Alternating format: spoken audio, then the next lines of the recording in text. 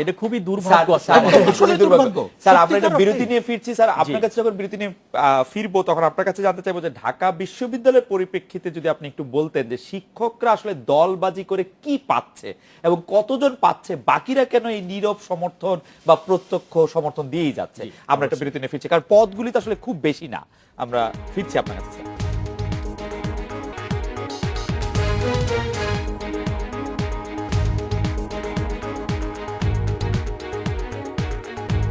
ফিরে এলাম আজকে বাংলাদেশে অধ্যাপক রুবায়েত ফেরদৌস। ঢাকা বিশ্ববিদ্যালয়ের পরিপ্রেক্ষিতে যদি আপনি পার্টিতন্ত্র বা যেটাকে আপনি পার্টি কি বলতেন সেটা একটু ব্যাখ্যা মানে করতেন। কেবল ঢাকা বিশ্ববিদ্যালয় হলে খুব বিচ্ছিন্ন মনে হবে, তো আমি বললাম যে পুরো বাংলাদেশের সব জায়গায় এটা বিচারালয় থেকে শুরু করে সামরিক বাহিনী থেকে শুরু করে পুলিশ থেকে শুরু করে যে বিসিএস পরীক্ষা, যে পরীক্ষা আপনি একবার বসেছিলেন, সেখানে এসটি ম্যামের বক্তব্য নিশ্চয়ই ঢাকা বিশ্ববিদ্যালয় টিএসসিতে শুনেছেন যে ছাত্রলীগের সবাই সে বলছে যে তোমরা একটা মোটামুটি জায়গায় আসো, আমরা পরে ভাইবার সময় দেখবো। তার মানে কি, এই যে রাষ্ট্রের প্রথা হচ্ছে প্রতিযোগিতা এবং প্রতিদ্বন্দ্বিতার ভেতর দিয়ে মেধা যোগ্য সৎ মানুষকে নির্বাচন করতে হবে। 21 শতকের আমলারা কিন্তু নেগোশিয়েট করতে হবে আপনাকে ইন্ডিয়ার সঙ্গে, ওয়ার্ল্ডের সঙ্গে, আমেরিকার সঙ্গে। সো এরকম অযোগ্য অসৎ মানুষকে যদি পাইয়ে দেন আপনি চাকরি, সেই পেশাদারী আমলা কিন্তু তৈরি হবে না, সেটা খুব দুঃখজনক। আর ঢাকা বিশ্ববিদ্যালয়ের ক্ষেত্রে যদি আপনি বলেন, ঢাকা বিশ্ববিদ্যালয়ে অনেকগুলো হল আছে। স্যার আমি কি একাডেমিক একটা প্রশ্ন করতে পারি যে এইচটি মামের ওই বক্তব্যটা আমি শুনেছি, উনি এটাতে বলেছেন যে তোমরা রিটেনে পাশ করে আসো, ভাইবাতে আমি দেখবো। আমার কাছে সুযোগ নাই, দেখার সুযোগ নাই, কিন্তু আমাদের ব্যাখ্যাটা হচ্ছে এরকম যে মানে রিটেনে পাশ করা বোধহয় খুব সহজ, বা রিটেনে বোধহয় অনেক শুধু ছাত্রলীগের ছেলেরাই পাশ করবে। এটা তো যে কেউ, স্যার আমরা যখন আপনার কাছে পরীক্ষা দিয়ে গিয়েছি আপনিও তো বলেছেন যে আগে রিটেনটা পাশ করেন, ভাইবাটা দেখা যাবে। সেটি তো রিটেনে অনেকেই পাশ করবে, সেখান থেকে বাছাই করে যারা ছাত্রলীগ করে তাদের কোনি দেখবেন কিনা, সেটি তো সন্দেহের জায়গা। কেবল ছাত্রলীগ পাশ করে তাকে ভাইভাতে দেখতেই হতো না, মানে অনেকে বড় স্যাম্পল থেকে উনিকে ছোট করে নিয়ে আসবেন, এনে যদি দেখতে চান। তার মানে কি, এটা কিন্তু বললাম যে রাষ্ট্রের চাইতে কিন্তু দল বড় হয়ে যাচ্ছে। এবং যে পেশাগত আমলা যে কত ইম্পর্টেন্ট, বাংলাদেশের 5 তারিখের নির্বাচন নিয়ে ঝামেলাটা কেন? কারণ নির্বাচন কমিশনকেও আওয়ামী লীগ বিএনপি সফলভাবে ক্র্যাপ করে ফেলেছে। এই যে স্টেট এবং নন স্টেট সমস্ত প্রতিষ্ঠানে যখন আপনি পার্টিয়ারকি কায়েম করেন, তার ফল কিন্তু আমাদেরকে নিতে হচ্ছে। স্বাধীন নির্বাচন কমিশন পাচ্ছি না, স্বাধীন তথ্য কমিশন পাচ্ছি না, স্বাধীন আমরা বিচার ব্যবস্থা পাচ্ছি না, স্বাধীন মানবাধিকার কমিশন পাচ্ছি না। এই মানবাধিকার কমিশন, তথ্য কমিশন, নির্বাচন কমিশন দায়িত্ব ছিল যে নিজস্ব একটা জায়গা থেকে এনটিটি নিয়ে একটা স্বাধীন সত্তা নিয়ে অটোনমি নিয়ে সে দাঁড়াবে। সে দাঁড়াতে পারে না কিন্তু এই পলিটিক্যাল পার্টিগুলোর কারণে। সো আওয়ামী লীগ এবং বিএনপি সফলভাবে রাষ্ট্রের সমস্ত প্রতিষ্ঠানে তার যে দলতন্ত্র সেটা কায়েম করেছে, এবং বাংলাদেশ রাষ্ট্রের জন্য এর চাইতে করুণ, এর চাইতে দুঃখজনক বিষয় আর আসলে। স্যার আমি আসলে ঢাকা বিশ্ববিদ্যালয় বা কোনো একটি প্রতিষ্ঠানের প্রেক্ষিতে যদি আপনি বলতে, স্যার এই দলবাজি করে তো আসলে সুবিধা পান অল্প কয়েকজন লোক, কারণ সুবিধা দেওয়ার ক্ষমতাই আসলে আপনি যেটি বললেন যে সবাইকে তো সুবিধার ক্ষমতা নাই। এই ফর্মুলাটার নাম হচ্ছে রাষ্ট্রবিজ্ঞানে যেটাকে বলে স্টিক এন্ড ক্যারট পলিসি। জি, কাউকে কাউকে ক্যারট দেওয়া হয়, সামনে গাজর এবং মূলা ঝোলানো হয়, সেটা হলের হাউস টিটার হতে পারে, পদ প্রমোশন হতে পারে, তারপর অনেক ধরনের বড় প্রভোস্ট এই পদগুলো থাকে, অনেকে বিদেশে যাওয়ার সুযোগগুলো থাকে, আর বাকিদেরকে লাইনে থাকা হয়, তোমরা ওই যে বাকিরা কিন্তু পাচ্ছে, তো তুমি একটু ওয়েট করো, তোমাকে ওইটা দেওয়া হবে, সেও পরবর্তীতে হয়ে পাবে। আরেকটা হচ্ছে যে স্টিক পলিসি, যদি তুমি না করো তোমাকে কিন্তু বিপদে ফেলা হবে, চাকরির ক্ষেত্রে, পদ প্রমোশনের ক্ষেত্রে, বিদেশে যাওয়ার ক্ষেত্রে। সো স্টিক এন্ড ক্যারটের মধ্য দিয়ে তারা কিন্তু দলতন্ত্রকে আমি কি এই প্রশ্নটা আপনাকে করতে পারি যে আমি যদ্দূর জানি আপনি ঢাকা বিশ্ববিদ্যালয়ে কোনো ধরনের রাজনীতির সাথে কখনো জড়িত ছিলেন না সেইভাবে, এর জন্য কি স্যার স্টিক বা ক্যারট কোনোটার সম্মুখীন আপনার হতে হয়েছে? সেটা কিছুটা হতে হয়েছে। আমরা কিন্তু একটা দলের সঙ্গে ছিলাম, কিন্তু আমরা দেখলাম এই দলটা কিন্তু ধীরে ধীরে, যেটা বললাম যে নীল দল কিংবা সাদা দল, যারা যে আমরা ভেবেছিলাম প্রথম দিকে যে শিক্ষকদের দাবি দেওয়া লাইব্রেরির বই পেশাগত সুবিধা নেয় কাজ করে, পরে দেখলাম যে না, সেখানে দলীয় স্লোগান দেওয়া হচ্ছে।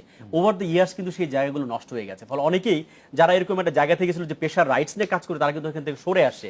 আমরা কিন্তু সেই দলের মধ্যেই পড়েছি। অনেক ধরনের সাফারিংসের শিকার আমাদের হতে হয়। আমাদেরকে ঠিক তাদের ভাষায় কোট আন করছি, ট্রাস্ট করতে পারে না যে এরা আসলে কোন দলে। মানে যখন আপনি আওয়ামী লীগ বিএনপি চিনে ফেলেন, তখন খুব সুন্দর হয় যে আওয়ামী লীগ ও বিএনপি, আমাদেরকে সন্দেহের চোখে দেখে, এরা কে আসলে, এবং দুই পক্ষই সন্দেহের চোখে দেখে। ডক্টর ইকবাল আরসালান, এই অভিযোগ হচ্ছে আপনাদের বিরুদ্ধে সবচেয়ে বেশি। এই কথা বলা হচ্ছে যে পোস্ট ডক্টরেট করতে হলে, বড় কোনো ভালো কোনো ডিগ্রি নিতে হলে অবশ্যই কোনো না কোনো ভাবে সাচিপের সাথে যুক্ত থাকতে হবে এই সরকারের আমলে, অথবা ড্যাবের সাথে যুক্ত থাকতে হতো সেই সরকারের আমলে। আপনি এই অভিযোগগুলি নিশ্চয়ই প্রতিবাদ শোনেন, আপনার এক্ষেত্রে কি বলার থাকে? এবং আমাদের দর্শকরা কিন্তু বলছেন যে সাচিপ না করলে আসলে ডাক্তারি পেশায় পড়ালেখা দিয়ে করার এখন আর কোনো সুযোগ নাই। পদ পদবীর কিছুটা হয়তো শুরু হয়েছে, কিন্তু পড়ালেখা করার সুযোগটা সাচিপ না করলে। এটা হচ্ছে যে যিনি বলেছেন তিনি আসলে একদম মানে ভ্রান্ত কথা বলেছেন। আপনাদের বোধহয় মনে আছে যে 2001-এর পর থেকে 2006 পর্যন্ত মেডিকেল কলেজ, ইউনিভার্সিটি ইনস্টিটিউটগুলোতে যে ভর্তি পরীক্ষায় কি ধরনের অনিয়ম দুর্নীতি হয়েছে। রাইট। আর আপনি আজকে দেখেন 2009-এর পর থেকে যে বঙ্গবন্ধু বিশ্ববিদ্যালয়ে ভর্তি পরীক্ষা, এবং এটাকে আরও যে ট্রান্সপারেন্ট করার জন্য আমরা সেন্ট্রালি নিয়ে আসছি সবগুলোকে, এবং একটি অভিযোগও অদ্যাবধি উত্থাপিত হয় নাই যে পোস্ট গ্রাজুয়েশন যে ভর্তি পরীক্ষা, তাহলে পরে যে আপনার যে সচিব না করলে উচ্চশিক্ষার সুযোগ পাওয়া যায় না, স্যার এটা আমি একটু ব্যাখ্যা করতে পারি স্যার, আপনি চাইলে হয়তো ভর্তি পরীক্ষায় সেই ধরনের কোনো অভিযোগ উত্থাপিত হয় নাই, কিন্তু ভর্তি পরীক্ষার যোগ্যতা অর্জন করার জন্য যে সুযোগ থাকা প্রয়োজন, যেভাবে ঢাকায় থাকা প্রয়োজন বা ঢাকার আশেপাশে থাকা প্রয়োজন, বড় জায়গায় থাকা প্রয়োজন, ছোট জায়গায় থাকা প্রয়োজন, সেগুলির ক্ষেত্রে স্যার নিয়ম পদায়নের অনেকগুলি। সেটা অন্য জিনিস। সেটা হচ্ছে যে আপনার যে শর্ত যেটা যে 2 বছর সরকারি চাকরি করতে হবে এবং তাকে উপজেলা তৎনিম্ন পর্যায়ে থাকতে হবে, তাইলেই সে এলিজিবল হবে। এবং এই যে আপনার প্রি রিকুইজিট যেটা, সেটা তো আপনার যার যার আপনার এখানে মানে যদি তদবির করে কেউ ঢাকায় থাকে, আমি বলি একটা যে কিছু কিছু চিকিৎসক তদবির করে ঢাকায় এসছিলেন বা বড় শহরে এসছিলেন, তারা কিন্তু এখন তদবির করে আবার উপজেলায় চলে যাচ্ছেন, যেহেতু তাদের 2 বছর উপজেলায় না থাকার কারণে তারা পোস্ট গ্রাজুয়েশন পরীক্ষা দিতে পারছেন না। সেটা কিন্তু দল বা কোনো সংগঠন কিচ্ছু দেখার অবকাশ নাই, সুযোগ নাই। ডক্টর ইকবাল স্যার, আমি যদি আপনাকে ভালো বুঝতে পারি, তাহলে যে মানে পড়ালেখা করার ক্ষেত্রে বা পদবি পদায়নের ক্ষেত্রে সচিব করা না করায় কোনো রকম কোনো পার্থক্য আপনারা দেখছেন না? পড়ালেখার ক্ষেত্রে তো ড্যাবের সময় কেমন ছিল তাইলে বোঝা যাবে না। পড়ালেখার ক্ষেত্রে না, আপনাদের সময় কেমন ছিল আপনাদের যদি মনে থাকে তাহলে পত্রপত্রিকা আপনারা দেখেছেন যে ভর্তি পরীক্ষাগুলো, যে পোস্ট গ্রাজুয়েশন ভর্তি পরীক্ষাগুলোয় কি হয়েছে। রাইট, সেটি কিন্তু আপনি একটি অভিযোগ উত্থাপিত হয় না 2009-এর পরে। আমি কি এটি এরকম বলতে পারি যে পড়ালেখা, পদবি পদায়ন, উন্নত এর মধ্যে কোনো আমি পদায়নের ব্যাপারে তো বলি নাই, আমি তো উচ্চ শিক্ষার প্রশ্ন করেছি। শুধু উচ্চ শিক্ষার ক্ষেত্রে পদায়নের ব্যাপারে তো অবশ্যই পদায়নের ক্ষেত্রে অবশ্যই পছন্দ করে অবশ্যই তো, কারণ আমি যদি ভাবতাম যে ধরা যাক এরকম যে পদবি পদায়ন উচ্চশিক্ষা কোনো ক্ষেত্রে আসলে সচিব করা না করাকে কোন রকম গুরুত্ব দেওয়া হচ্ছে না, তাইলে হয়তো রুবায়েত ফেরদৌসের বিপক্ষে একটু অবস্থান নিতে পারতাম যে পার্টিতন্ত্র এখানে চলছে না, কিন্তু পার্টিতন্ত্রই চলছে। না, একটা জিনিস আপনাকে মনে রাখতে হবে স্যার, আমি বলি একটা জিনিস, সেটা হচ্ছে যে ধরেন যে সরকারের প্রোগ্রাম কতগুলো জায়গা আছে, যে জায়গাগুলোতে সরকারের যে প্রোগ্রামগুলো বাস্তবায়ন করা হয়, সে জায়গাগুলোতে যদি সরকারকে ওন করেন না এমন লোককে যদি বসিয়ে দেওয়া হয়। সরকার এমন কোন প্রোগ্রাম নেন যেটা সরকারকে ওন না করলে সরকারের ঝামেলা আছে? ডেফিনেটলি আছে।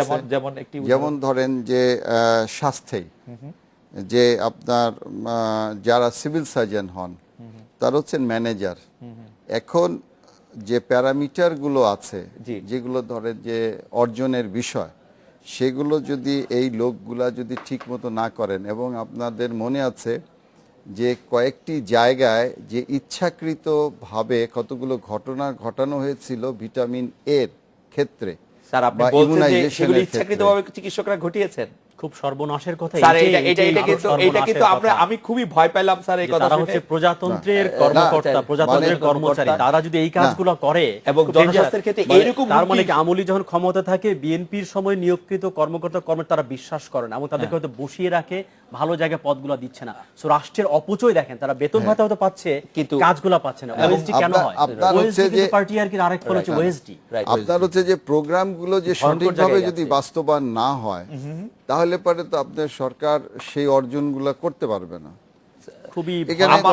আমার মনে হয় যে এই কথাটি শুনে মানে আশ্বস্ত হওয়ার থেকে, কারণ আমি একটি মৌলিক প্রশ্ন করতে চাইছিলাম প্রফেসর রুবায়েত ফেরদৌসের বিপক্ষে দাঁড়িয়ে, যে আমি মনে করেছিলাম যে ডাক্তারিতে নিশ্চয়ই পার্টি আর কি নেই।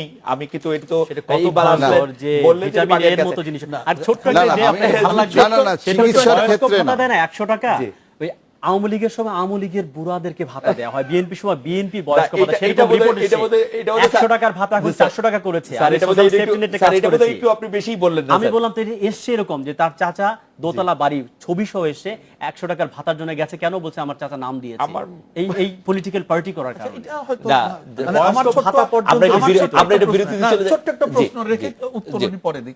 আচ্ছা, এমনও তো হতে পারে, আমরা পোস্ট গ্রাজুয়েট নিয়ে যে আলাপ করছি, যে সেখানে আপনার সরাসরি দলীয় ইয়েতে যাচ্ছে না কেউ, এটার কারণ হয়তো হতে পারে ওখানে যিনি ভিসি আছেন উনি অনেক অনেস্ট এবং অনেক বেশি না। সুচিন্তিত ভাবে কাজ না, করেন, নিয়মের এটাও তো মধ্যে হতে পারে। আমরা না, এটা- না, আমরা এটা- আমরা এটা বিরতিতে যাই। আচ্ছা, আপনি হ্যাঁ। নিশ্চয়ই প্রশ্নটি জবাব দিবেন ডক্টর ইকবাল হ্যাঁ, আরসালান। দিব। আমি যে মৌলিক প্রশ্নটি করতে চাইছিলাম, যদি এই ক্ষেত্রে মানে উচ্চশিক্ষার ক্ষেত্রে পদবি এবং পদায়নের ক্ষেত্রে ভালো সুবিধা নাই পাওয়া যায়, তাহলে লোকে সাচিব কেন করে? আমরা একটা বিরতি নিয়ে ফিরে আসি।